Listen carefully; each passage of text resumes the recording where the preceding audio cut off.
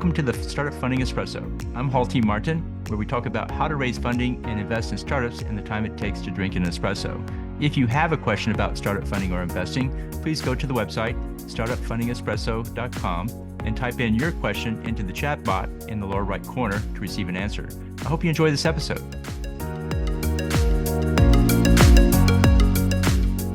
Hello, this is Hall T. Martin with the Startup Funding Espresso, your daily shot of startup funding and investing. Licensing and commercialization is the right to manufacture and sell a product with the technology of another company. In return for the right, the licensee pays a royalty fee for each unit sold. Licensing brings the following advantages to the licensee. You can gain the know-how and experience of the company that created the technology. It comes at a lower cost than buying the company. There's no cost for technology development. You only pay when you sell something. It reduces your risk in the event the product doesn't sell. You can draw from other markets to benefit your target market.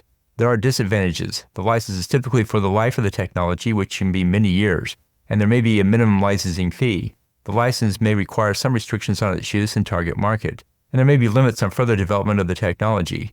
Licensing works well in a rapidly changing marketplace in which products are replaced quickly due to new technologies coming into the market.